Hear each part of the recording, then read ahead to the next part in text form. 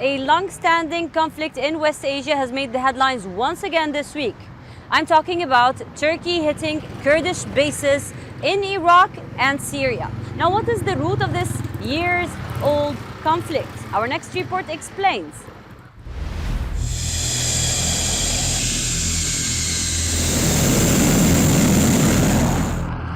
On January 15, Turkey struck Kurdish establishments in Syria and Iraq.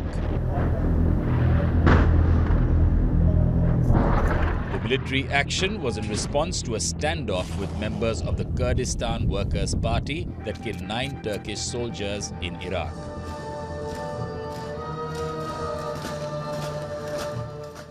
Mağara, sığınak.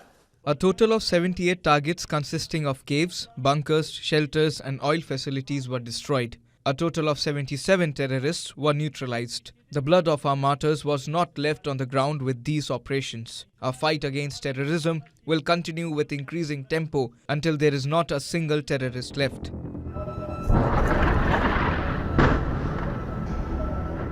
In retaliation, Turkey struck several villages in northern Syria that it claims were a Kurdish stronghold. The attacks damaged power stations and oil refineries in the area. The Kurdish administration said the airstrikes cut power supply, resulting in a total blackout for hours in several villages across northeast Syria. All services including water, electricity and fuel have stopped. Services and infrastructure, all work has stopped as a result of this bombing. The recent flare-up has once again put the spotlight on long-standing tensions between the Turkish regime and the Kurds. Since the 1980s, Turkey has been involved in sporadic armed conflicts with several Kurdish insurgent and rebel groups that seek an autonomous region. In 1984, the Kurdistan Workers' Party, or PKK, launched a rebellion. Thousands have been killed in military operations, but infrequent skirmishes continue in several parts of Syria and Iraq. The main issue to focus on now is not how to narrow down cross-border operations. This is not on our agenda. It is how will it be expanded. It's about when and how the unfinished job will be completed. As long as there are bloody-handed criminals in Iraq or Syria, we will not have peace of mind.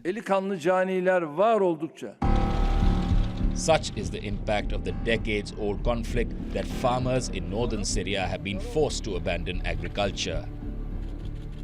Instability, security concerns, lack of funds, and years of losses have pushed many farmers to seek other avenues of livelihood. People can no longer farm because if you farm on your land, you don't know when Turkish planes will bomb us because you are not financially comfortable at all. So you have to get a job or get another job. Not just autonomous regions of Kurdistan, but Kurds in Turkey also face pushback from the regime. The biggest singular crackdown has been on the Kurdish language.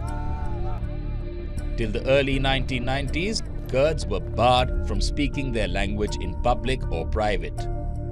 While Turkish authorities have eased some rules since then, till now the Kurdish language is banned as a mode of public communication.